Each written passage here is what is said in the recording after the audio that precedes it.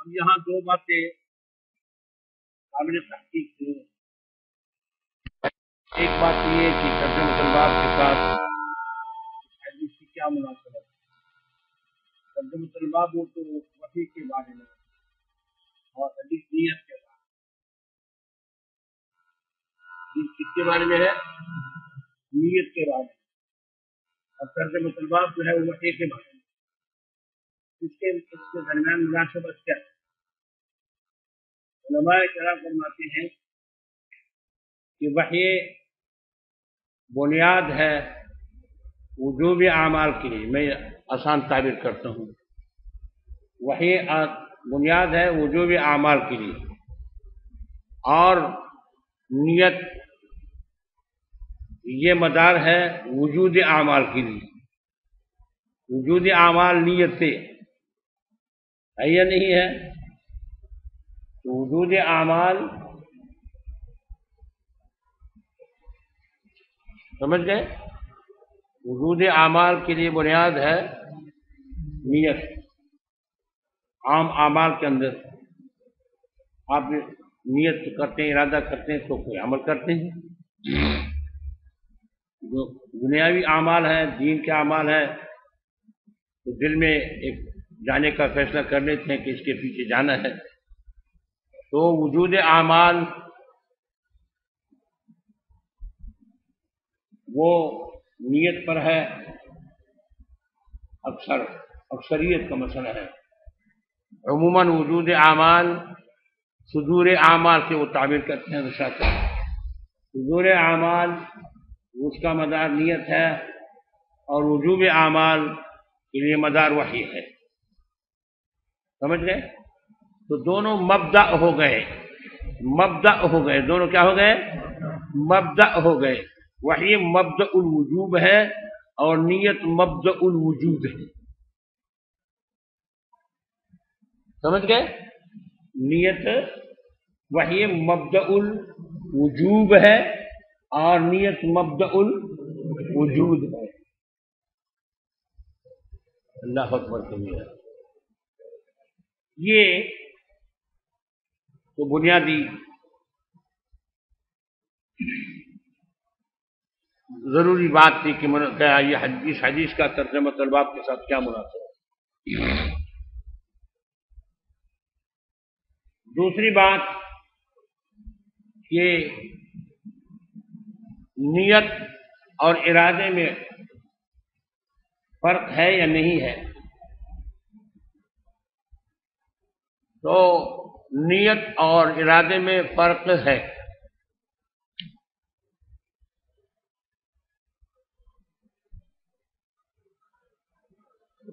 ارادہ عام ہے اور نیت خاص ہے۔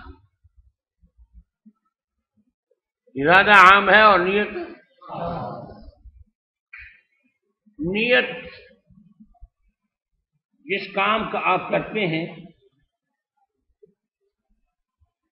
نیت جس کام کا آپ کرتے ہیں تو وہ اس وقت نیت ہوتی ہے کہ کوئی مقصد، کوئی غرض سامنے ہوگا۔ یعنی نیت ان اعمال کے لیے، ان افعال کے لیے کی جاتی ہے جو معلل بالاغراض۔ کیا ہو؟ معلل بالاغراض۔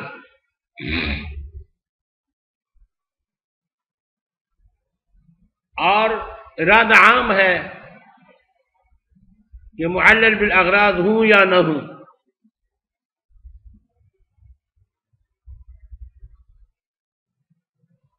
اس بات کو بعض حضرات نے اس مسئلے کے لیے بنیاد بنایا ہے کہ لفظ نیت اللہ کے لیے استعمال نہیں ہوتا، کیونکہ نیت اس اعمال کی ہوتا ہے جو معلل بالاغراض ہے، اور اللہ تعالیٰ کے افعال وہ معلل بالاغراض نہیں ہے۔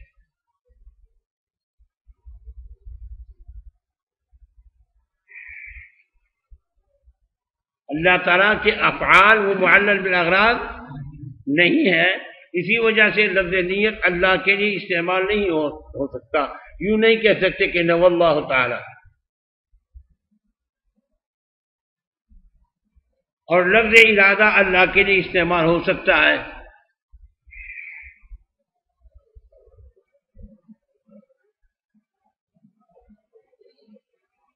اذا اراد شيئا يقول له،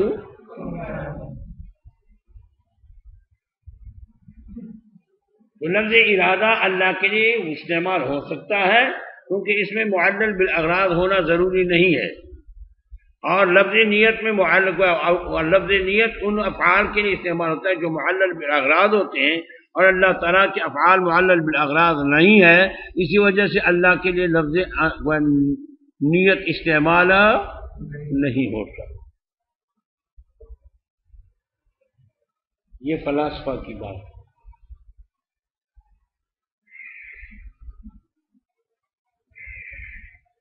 لیکن ہمارے شیخ ابن حمام رحمۃ اللہ علیہ نے ان فلاسفہ پر بمباری کی ہے اور فرمایا ہے کہ یہ کہنا کہ اللہ تعالیٰ کے افعال معلل بالاغراض نہیں ہے کیونکہ پھر استقمال بالغیر آ جائے گا، استقمال بالغیر آ جائے گا، تو یہ درست نہیں ہے۔ جیسا کہ فلاسفہ کی یہ بات درست نہیں ہے کہ وہ کہتے ہیں کہ صفات باری تعالیٰ یہ عین باری تعالیٰ ہے، اگر یہ غیر باری تعالیٰ بن جائے گا تو استقمال بالغیر آ جائے گا۔ غیر میں پڑھا ہوگا کہ اگر صفات اللہ کے ساتھ عین نہ ہوں، فلاسفہ کہتے ہیں کہ اگر صفات باری تعالیٰ یہ عین باری نہ ہوں تو پھر استقمال بالغیر آ جائے گا۔ اللہ تعالیٰ اپنی صفات میں وہ صفات اللہ سے جدا ہوں گے، غیر ہوں گے، جب غیر ہوں گے تو اللہ تعالیٰ کا کمال میں محتاج ہو جائے گا غیر کی طرف، کمال میں محتاج ہو جائے گا غیر کی طرف۔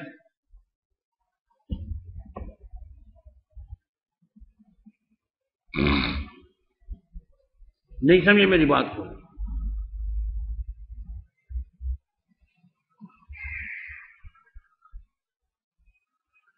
تو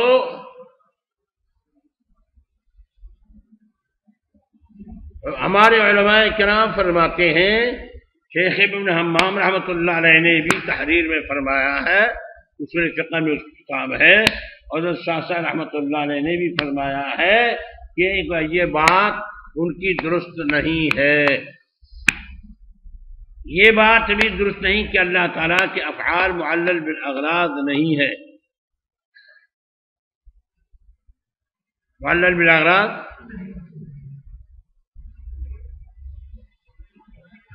البتہ حضرت شاہ سے فرماتے ہیں کہ اغراض کی جگہ غایہ کا لفظ استعمال ہونا چاہیے، غرض چونکہ عرف میں مفادات کے لیے جیسے اپنی ذاتی مفاد ہو اس کے لیے استعمال ہوتا ہے عموماً، اور غایہ وہ استعمال ہوتا ہے ان اشیاء میں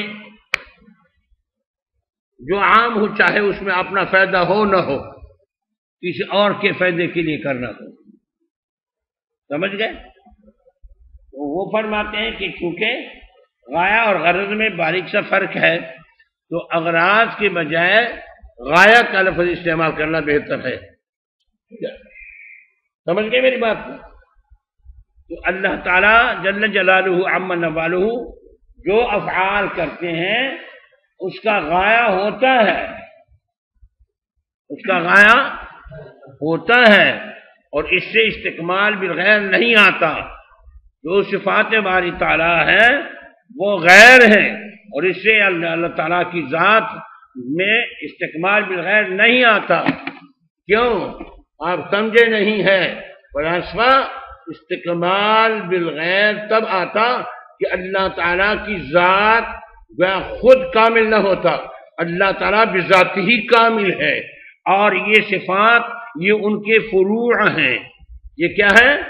ان کے فروع ہیں، ان کی شاخیں ہیں، تو ایک شاخوں کے نہ ہونے سے اس چیز کی ذات میں کمی نہیں آتی، یہ تفریعات ہیں، یہ ان سے پیدا شدہ چیزیں ہیں۔ ایک فروٹ، ایک آپ نے، میں سمجھانے کے لیے، ایک فروٹ آپ نے درخت سے کاٹا تو درخت ناقص ہو گیا؟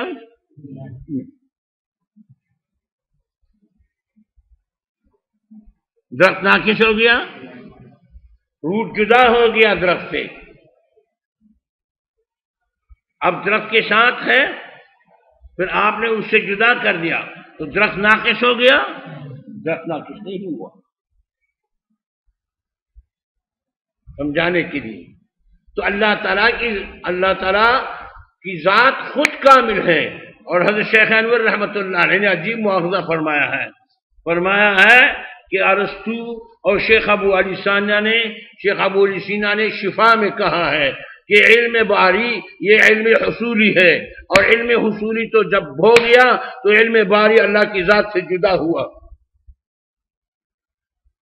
یہ فلاسفہ خود کہتے ہیں کہ علم باری یہ علم حصولی ہے، جب علم حصولی بن گیا تو جدا ہو گیا. جب جدا ہو گیا تو غیر ہونے کا اور کیا مقصد ہے؟ یہ بتلائیں فلاسفہ. نہیں سمجھے میری بات کو؟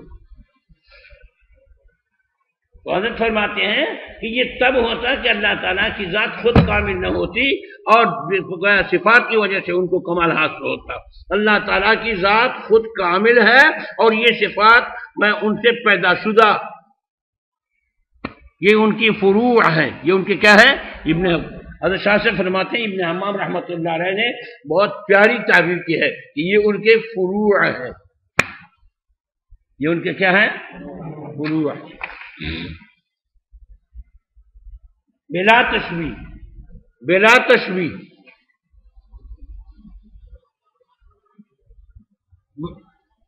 حامل عورت سے بچہ جدا ہو جائے بلا تشبیہ تو حامل عورت ناقص ہو جاتی ہے.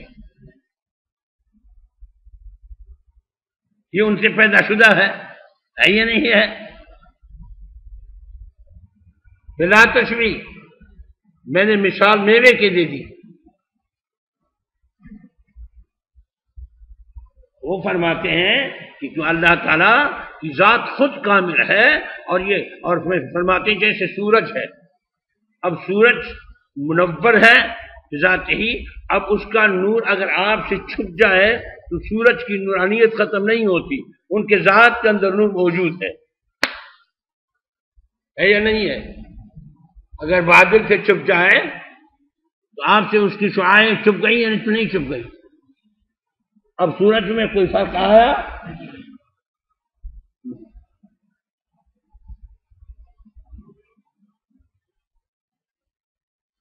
سمجھ گئے؟ اگر سورج کی شعاعیں ختم ہو جائیں بھی لیکن اس کے اندر جو ذاتی نور ہے وہ موجود ہوں تو گویا وہ اس سورج میں کوئی نقص ہے؟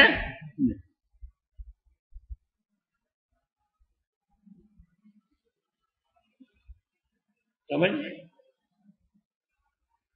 حضرت شیخ انور رحمۃ اللہ علیہ، اللہ تعالیٰ نے کتنا وسیع مناطقہ کی کتابوں پر بھی پورا نظر. کہتے ہیں فلاسفہ کہتے ہیں کہ استقبال بالغیر آ جائے گا تو وہ علم کے بارے میں کیا کہیں گے؟ یہ صفات باری میں نہیں ہے، یہ صفات باری میں نہیں ہے. علم ہے یا نہیں ہے؟ اور خود ابو علی سینا کہتے ہیں اور ارسطو کہتے ہیں کہ یہ کیا ہے؟ حصولی ہے. علم باری اللہ تعالیٰ کا علم حصولی. ہمارا مذہب تو یہ ہے کہ اللہ تعالیٰ کا علم حضوری ہے، لیکن ان کا مذہب یہ ہے کہ یہ اللہ تعالیٰ کا علم حصولی ہے. جب علم حصولی ہو گیا تو حصول تو تب ہوتا ہے کہ آپ کے پاس نہ ہو اور آئے، حاصل کریں. تو یہ جدا ہوا یا نہیں جدا؟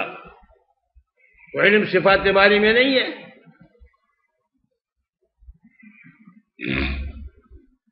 لہذا اس وجہ سے یہ کہنا کہ اللہ پر اطلاق نہیں ہوتا یہ درست نہیں ہے. البتہ ہم کہتے ہیں کہ اللہ پر اس کا اطلاق، نیت کا اطلاق درست نہیں ہے، وہ اس وجہ سے کہ کتاب و سنت میں اس کا اطلاق اللہ پر نہیں آیا ہے۔ بس کتاب اللہ اور سنت رسول اللہ میں لفظ ارادہ تو اللہ کے لیے استعمال ہوا ہے، مگر لفظ نیت اللہ تعالیٰ کے لیے استعمال نہیں ہوا ہے۔ اسی وجہ سے ہم گیا کتاب اللہ اور سنت، ہم نقل کے پابند ہیں، تو کتاب اللہ اور سنت رسول اللہ کی استعمال کی وجہ سے کہ انہوں نے استعمال نہیں کیا ہے، لہذا ہم استعمال نہیں کرتے۔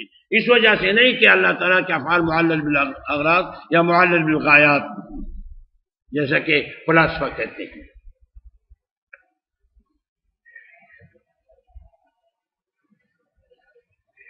سمجھ گئے؟ اللہ سمجھتا فرماتا۔ اللہ اکبر کبیرہ۔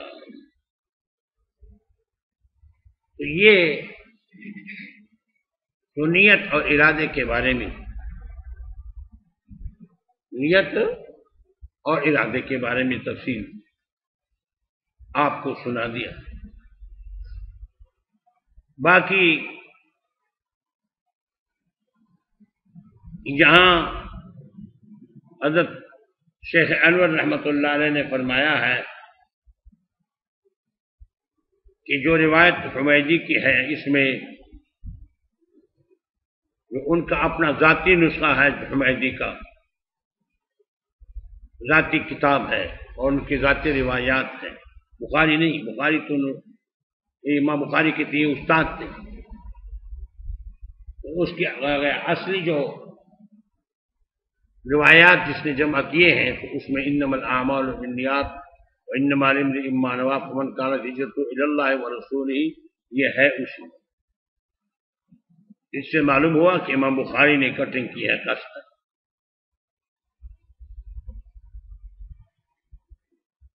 امام بخاری یہ الفاظ قصدن نہیں لا چکے ہیں، اختصار سے کام لیا ہے۔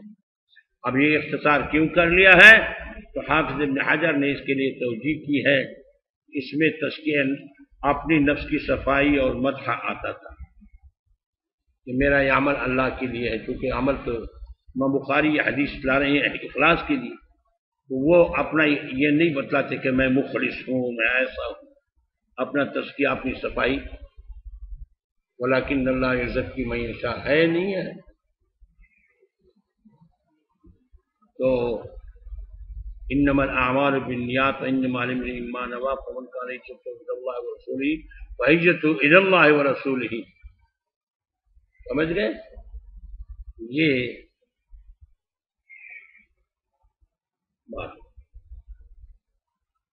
باقی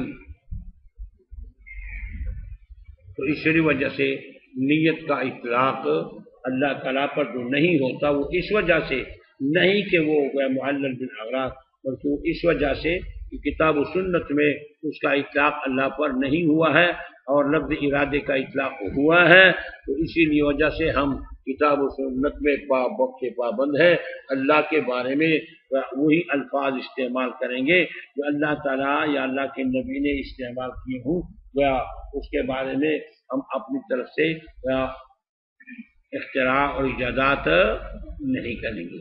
تو نیت کا لفظ کتاب و سنت میں استعمال نہیں ہوا ہے اللہ تعالیٰ کے لیے، اس لیے ہم استعمال نہیں کرتے۔ یہ نہیں کہ اگر لفظ نیت اس اللہ کے لیے استعمال ہو جائے تو وہ اللہ تعالیٰ کے افعال معلل بالاغراض ہو جائیں گے اور پھر استقبال بالغیر آ جائے گا، استقبال بالغیر آ جائے گا۔ یہ وجہ نہیں ہے جو فلاسفہ کہہ چکے ہیں، واہیات خرافات کہہ چکے ہیں۔ سمجھے میری بات؟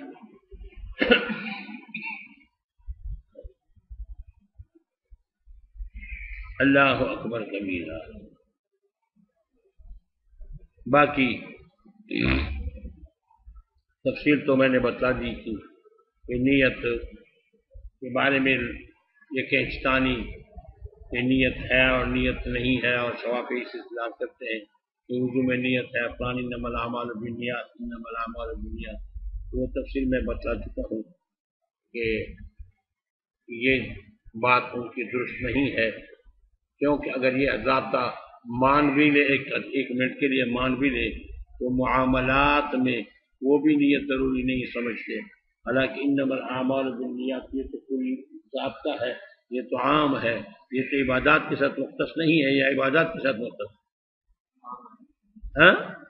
انما الاعمال بتایا ہے تو یہ تو عام ہے، تو معاملات میں وہ بھی نیت شرط، قتل خطا میں نیت ہوتی ہے،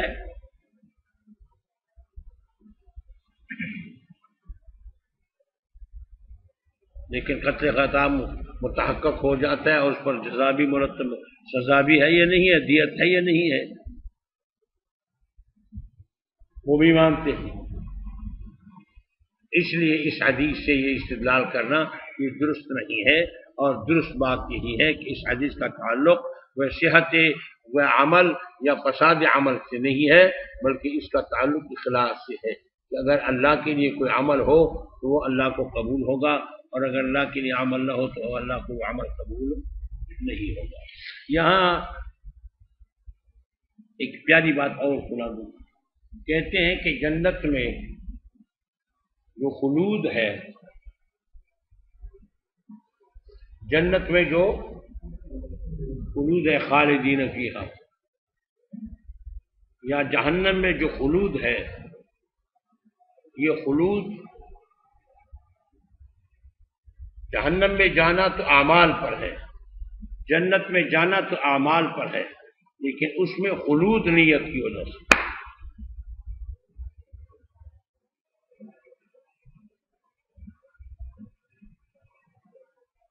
کیونکہ اس کے نیت میں خلود تھا۔ نیک آدمی کی نیت میں خلود ہوتا ہے کہ جب تک میں زندہ رہوں گا نماز پڑھوں گا، ہوتا ہی نہیں ہوتا، جب تک میں زندہ رہوں پوری،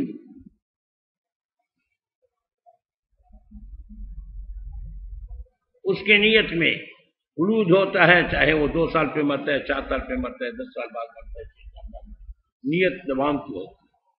اور کافر کی نیت دوام کا دوام کفر کا ہوتا ہے کہ میں جب تک زندہ رہوں گا تو میں اسی مذہب پر رہوں گا، ہوتا ہی نہیں ہوتا۔ تو نیت میں دوام ہوتا ہے، عمل میں دوام نہیں ہوتا، نیت میں کیا ہوتا ہے؟ دوام ہوتا ہے۔ تو خلود فی النار یا خلود فی الجنہ یہ نیت کا ثمرہ ہے۔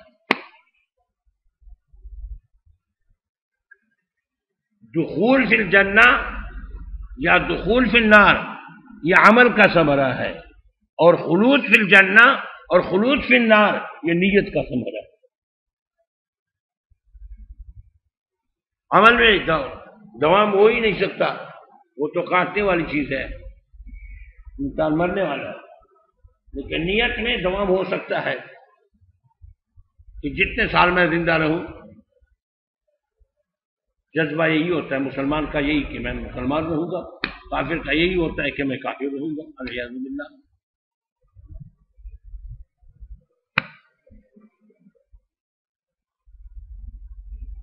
سمجھ گئے؟ اللہ سمجھ عطا کرے۔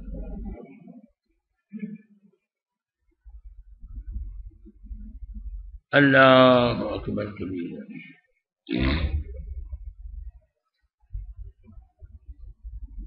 چلو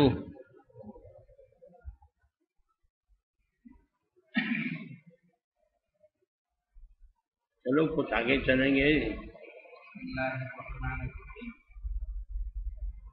قال حدثنا عبد الله بن يوسف قال اخبرنا مالك بن هشام بن عروه عن ابيه عن عائشه ام المؤمنين رضي الله تعالى عنها ان الحارث بن هشام سال رسول الله صلى الله عليه وسلم فقال يا رسول الله كيف ياتيك الموت؟ فقال رسول الله صلى الله عليه وسلم احيانا ياتيني مثل صرصره الجرس وهو اشده علي فيصنع عني وقد رأيت عنه ما قال واحيانا يتمثل لي ملك رجلا فيكلفني فما يقول.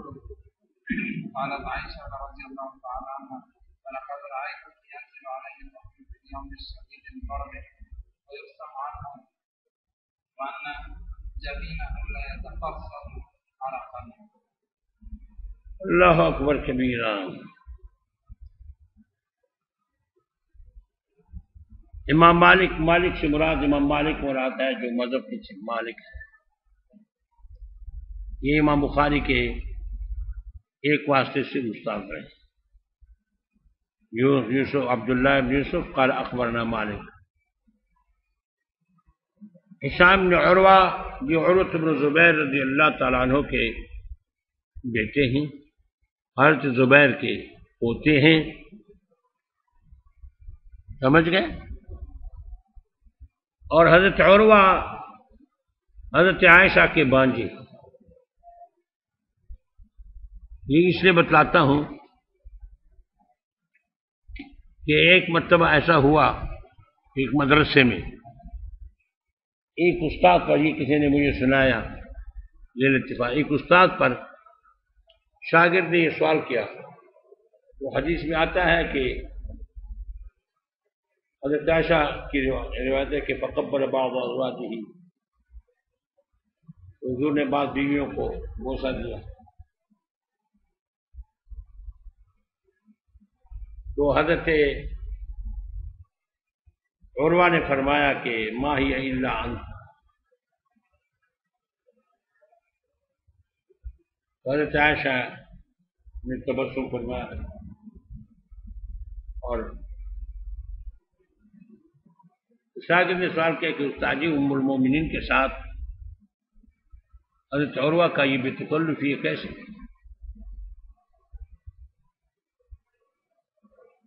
تو وہ بیچارہ ان کو رشتے کا پتہ نہیں تھا کہ یہ تو ان کا بانجا تھا، سگا بانجا، حضرت اسماء بنت ابی بکر کا بیٹا. حضرت عائشہ کا کیا تھا؟ بانجا تھا. تو بانجے سے تو پردہ اور نہ تکلف ہوتا ہے. تو اس لیے میں آپ کو سمجھاتا ہوں. تو استاد پریشان ہوا تھا تو کہا کہ میں دیکھوں گا اتنی بے تکلف ہے ام المومنین کے ساتھ کیوں. آپ کو اس سے پہلے سمجھایا یہ بہت آئے گا. ہشام بن عروہ عن عروہ، اور خاص کر حضرت عائشہ سے تو حضرت عروہ بہت روایت مان جائے، اس سے بہت علم نقل کیا. اس لیے بتا دیا کہ کہیں بے تکلفی ہوگی تو آپ پریشان نہ ہوں، یہ اس کا سگا بانجا ہے. کیا ہے؟ حضرت اسماء بنت ابی بکر کا بیٹا ہے.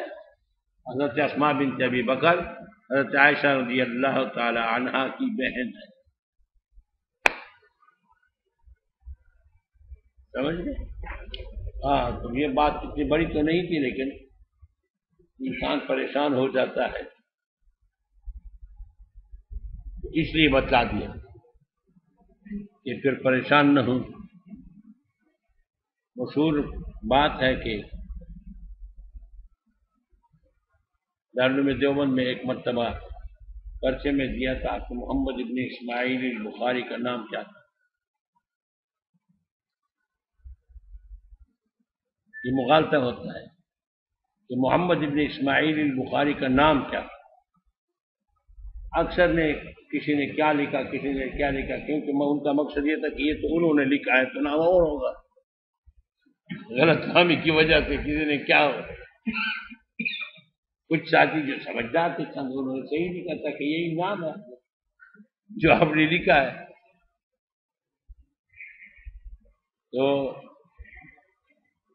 ایسی ہی بات چیزیں ہوتی ہے کہ بدی ہی ہوتی ہے، لیکن انداز بیان کی وجہ سے اس میں خفا آ جاتا ہے. تو سوال کا انداز تھا کہ محمد ابن اسماعیل البخاری کا نام کیا ہے. تو ان کا خیال تھا، سب کا بیچاروں کا اکثروں کا خیال تھا کہ محمد ابن اسماعیل البخاری تو خود ذکر کیا ہے تو نام کچھ اور ہوگا.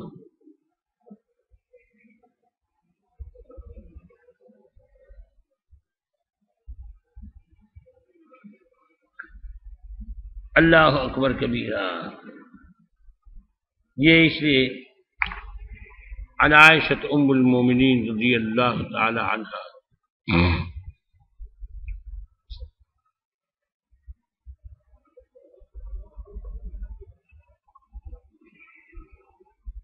اس کے بارے میں ایک مرتبہ ایک عالم نے سوال کیا کہ یہ حضرت عائشہ کے ساتھ بخاری کے اندر ام المومنین کا لفظ آتا رہتا ہے، جبکہ دوسرے امہات المومنین کے ساتھ عموماً یہ لفظ نہیں آتا۔ اس کی وجہ کیا ہے؟ اس کی وجہ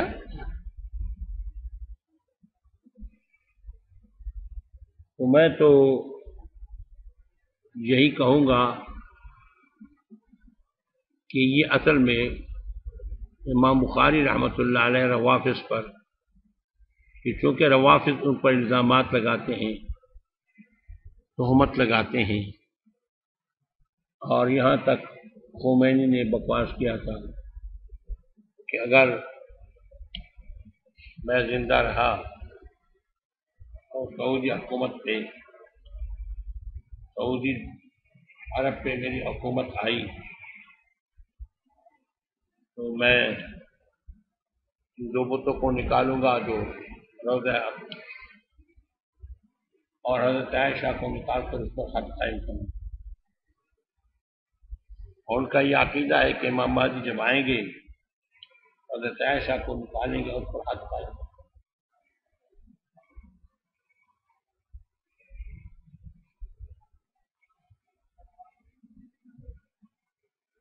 نہیں سمجھ میری بات۔ اور شیخین کے بارے میں خمینی نے کہا تھا کہ اگر میری حکومت سعودی عرب پر آئی تو میں ان دو بتوں کو روضہ اطہر سے، اریاض باللہ صدیق اکبر حضرت عمر، ان دو بتوں کو نکال کر باہر پھینک روضہ اطہر سے نکالوں۔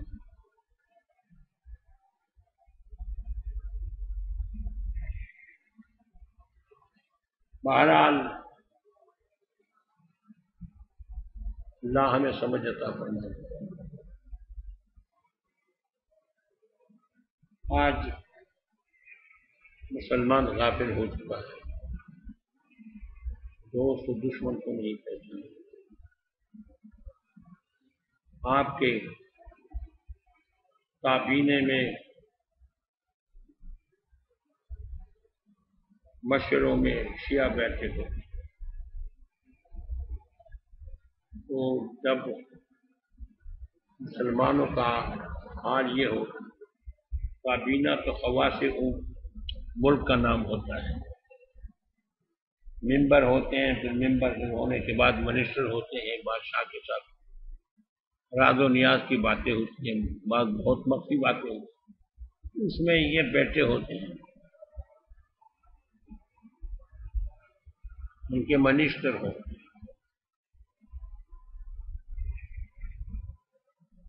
یہ نہیں ہے، اب بھی ہے، اب بھی آپ کے کابینوں میں جگہ جگہ یہ موجود، اور آپ کے ملک پر اکثر ادوار میں شیعہ حکمران رہے۔ محمد علی جناح سے لے کر وہ خود بھی شیعہ تھے، اس کا علم آپ کو ہوگا۔ بقول علامہ بنوری کے وہ آغا خانی شیعہ تھے۔ نہیں سمجھے؟ آپ ناراض ہو گئے، میرا ایسے گور کو دیکھ رہے ہیں، شیعوں نے شکرانہ تو نہیں دیا ہے۔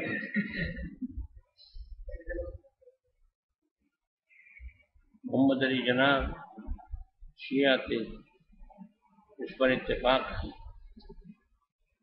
اب اس پر یہ اشکال وارد ہوتا ہے کہ پھر حضرت مولانا شبیر احمد عثمانی رحمۃ اللہ علیہ نے ان کی نماز جنازہ کیوں پڑھائی؟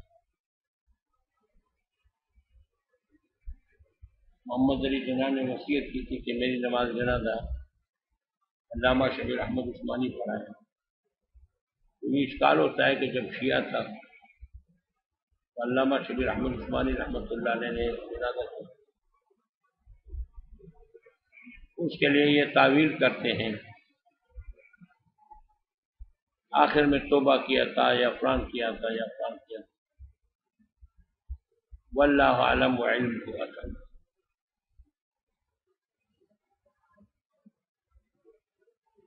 سمجھ گئے میری بات؟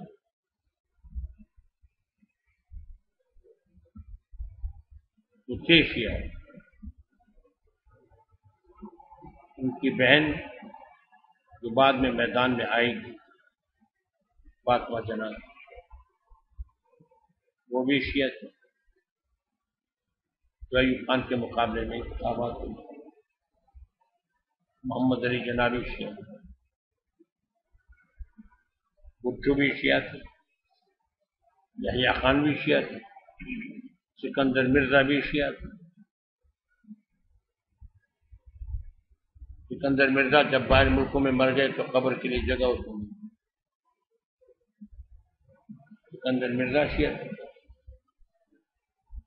یحییٰ خان شیعہ تھے، ہمارے ملک کے صدر تھے، بھٹو شیعہ تھے، بے نظیر شیعہ تھے، صدر زرداری شیعہ تھے۔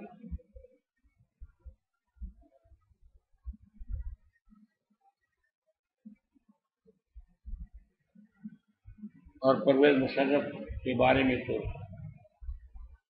میری معلومات کے مطابق ہو سکتا ہے میں انسان ہوں، وہ تو مرزائی تھی یا مرزائیوں کے ایجنٹ، ان کی بیگم بالکل ہے۔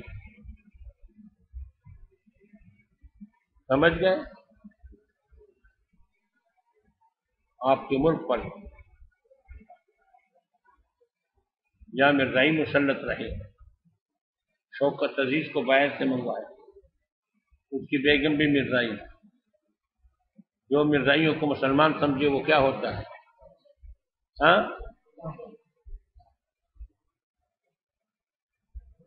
آپ کے وزیر اعظم تھے پرویز مشرف صدر تھے، شوکت عزیز وزیر اعظم تھے یا نہیں تھے؟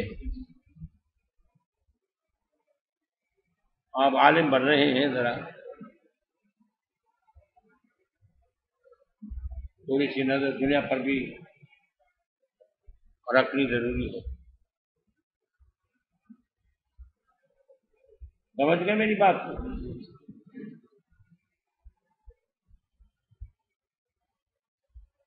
اور یحییٰ خان شیعہ تھے، بھٹو نے اشارہ دے دیا، انہوں نے وہاں بمباری کی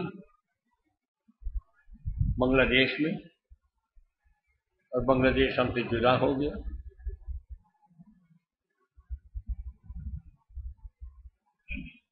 تو بڑا حصہ تھا پاکستان کا وہ جدا ہو گیا، جو چھوٹا حصہ تھا وہ ہمارے پاس۔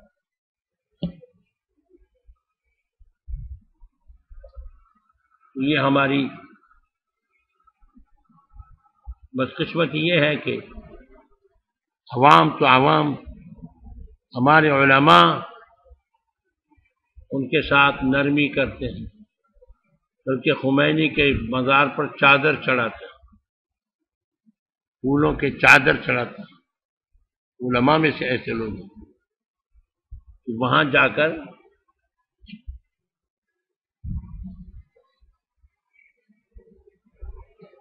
تو خمینی کی قبر پر چادر چڑھاتے ہیں۔ ہماری سنیوں کا یہ حال ہے۔ اور خمینی جب مر گیا تھا تو مودودی نے، جماعت اسلامی والوں نے وفد بھیجا تھا، 40 یا 50 آدمی کو وفد بھیجا تھا جنازے میں سے،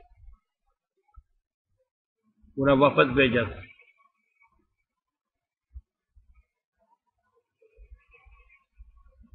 سمجھ گئے؟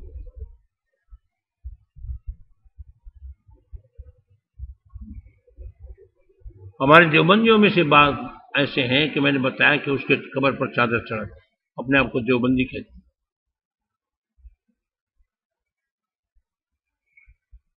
نام لینے کی ضرورت نہیں ہے اور مناسب بھی نہیں، یہ سبق ہے، اصل مقصد نظریہ سمجھانا ہے، کسی شخص کو نشانہ تنقید نہیں بنانا ہے۔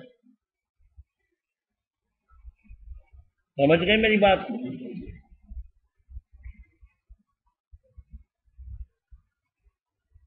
تو بہرحال اللہ سب کو سمجھ عطا فرمائے۔ ہمارا ملک جو برباد ہو رہا ہے، فوج میں اکثر بڑے عہدوں پر یہی لوگ مسلط ہیں، اور حکومتوں پہ یہی لوگ آئے ہیں، نواز شریف کے ساتھ یہی لوگ ہیں،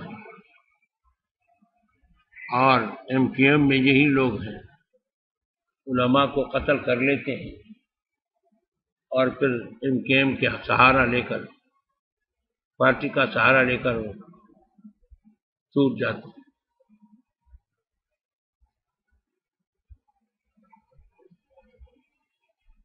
نہیں سمجھے میری بات، اللہ سمجھتا ہوں۔ تو بہرحال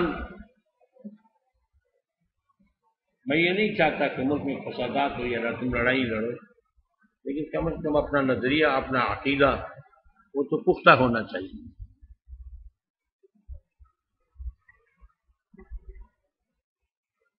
امن عامہ کو خراب کرنا نہیں چاہتا، مگر اپنا عقیدہ، اپنا نظریہ تو پختہ ہونا چاہیے۔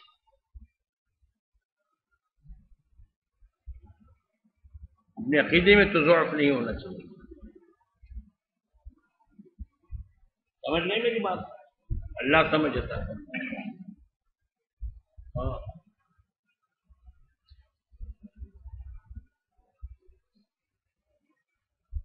اور یہ لوگ تقیہ کرتے ہیں، ان کی باتوں پر اعتماد کرنا مشکل۔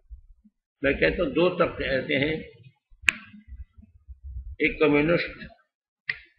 کمیونسٹوں کے یہ اصول ہے، سوشلسٹ اور کمیونسٹ، اپنے مقصد کو اپنے آپ کو پہنچانا ہے، چاہے جھوٹ بولنا پڑے، چاہے جو کچھ کرنا پڑے، کیونکہ آخرت کو نہیں مانتے، خدا کو نہیں مانتے ہو کمیونسٹ۔ اپنی منظر کو پہ نظر رکھو، آگے یہ نہ دیکھو کہ میں نے جھوٹ بولا، سچ بولا تو کو۔ اور ایک ان کا یہ عقیدہ ہے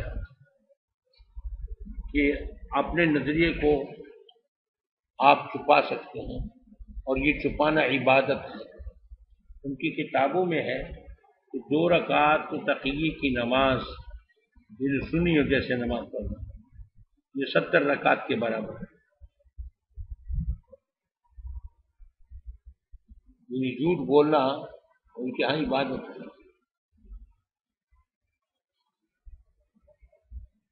عموماً یہ مسائل یہاں لاہور میں زیادہ پیش آتے ہیں، جگہ جگہ ہر جگہ آتے ہیں، پنجاب میں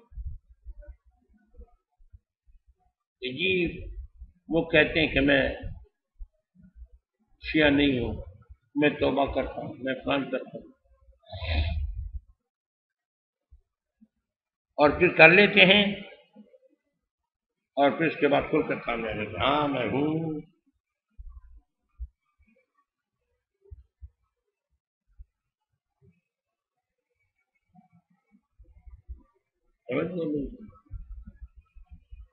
نہ سمجھتا۔ حضرت عائشہ رضی اللہ تعالیٰ عنہا کے ساتھ امام بخاری ام المومنین کا ذکر، لیکن امہات المومنین تو سب ہیں، اور امام بخاری سب کے قائل ہیں، یہ نہیں کہ امام بخاری، لیکن چونکہ اس کے خلاف ان کا غصہ زیادہ ہے روافض کا، اس لیے امام بخاری رحمۃ اللہ علیہ بھی تازہ ام المومنین کا لفظ ذکر کرتے ہیں۔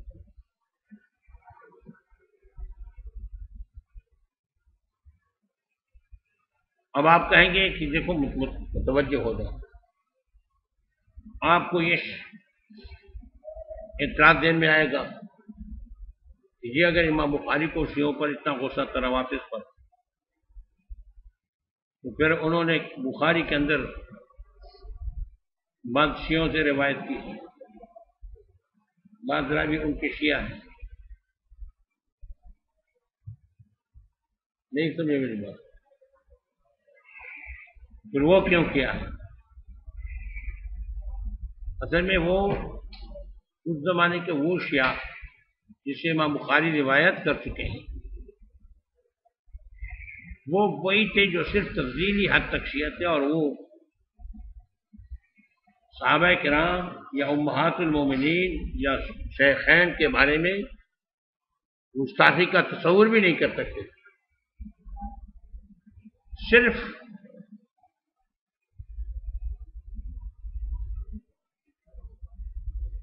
تو حضرت علی رضی اللہ تعالیٰ عنہ وہ افضل سمجھتے تھے اور صدیق اکبر کے خلافت کے منکر نہیں تھے. سمجھ گئے؟ خوارج کے خلاف تھے. جو خوارج کے مخالف اس وقت ہوتے تھے پھر وہ لوگ اس کو کہتے یہ رفع من الروافض، چاہے کسی کا عقیدہ تھی. یہ جو زوردار فساد برپا کیا یہ عبداللہ ابن سبا یہودی نے یہ عقیدہ اور آگے پھر اس میں گندگی شامل ہوتی رہی. چنانچہ ان کا یہ بھی عقیدہ ہے کہ جب امام مہدی آئے گا تو ایسا پر حق قائم کریں.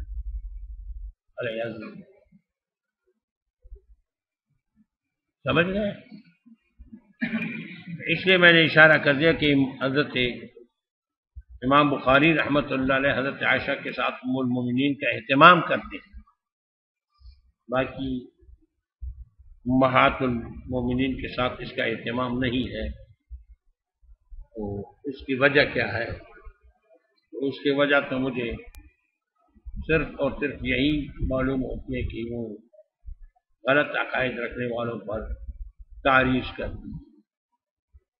سمجھ گئے میری بات؟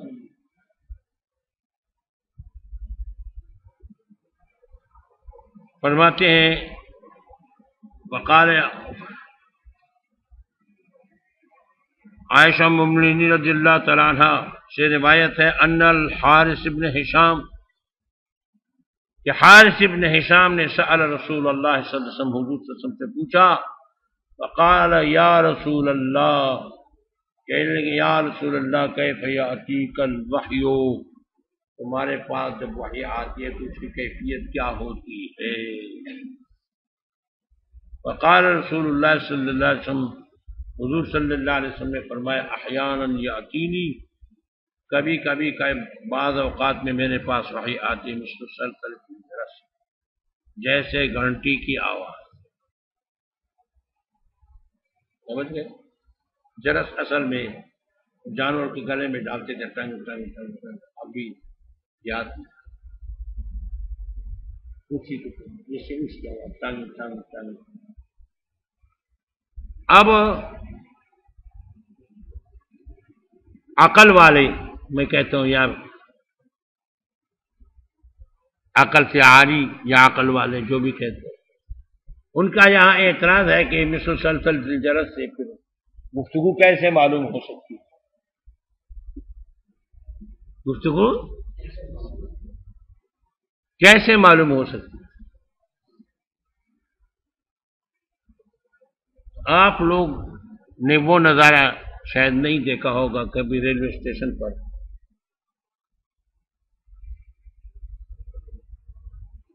ٹیلی گرام ہوتے تھے، تار جس کو ہم کہتے ہیں، ایک ٹیلی فون ہے ایک ٹیلی گرام ہے. ٹیلی گرام کا طریقہ یہ تھا وہ جہاں انگلی مارتے دوسرے اسٹیشن کو اطلاع دینے کے لیے،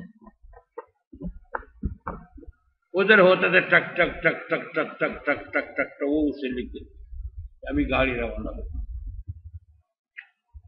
ہم نے خود اپنے آنکھوں سے دیکھا ہے کہ ریلوے اسٹیشن پر، کیونکہ ہمارا دارالعلوم پہلے ریلوے اسٹیشن پر تھا، بعد میں اندر شہر میں تھا. اور ایک اسٹیشن ماسٹر تھے، وہ طالب علم کو لسی دیتے تھے، ان کی بحثیت بہت نیک آدمی تھا، نماز ہمارے یہاں پر. تو ہم نے اپنے آنکھوں سے وہ تماشا دیکھا، اور وہ بیٹھے ہوتے تھے، ان کو اطلاع آتی ٹک ٹک ٹک ٹک ٹک ٹک ٹک وہ لکھتے.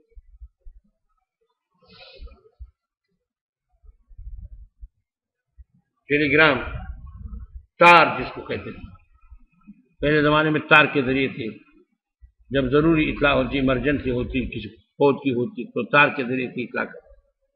ٹیلی فون ہر جگہ میسر نہیں تو تار کرتے تھے. ان کے اپنے پیسے ہوتے تھے، رسید دیتے تھے، ڈاک خانے سے عموماً ہوتا. اب تو ڈاکخانوں میں بھی ٹیلی فون لگ گئے، وہ اپنے پیسے لیتے تھے اور رسید دے دیتے تھے آپ کے لیے ٹیلی گرام کر، تو ڈاکخانوں میں ٹیلی گرام کا انتظام تھا عوام کے لیے، اور ریلوے اسٹیشن پر تو حکومت نے خود ریل اب روانہ ہو گیا تاکہ دوسرا ریل ٹکر اسی ریل پر نہ آئے۔ ابھی ہماری طرف سے مولانا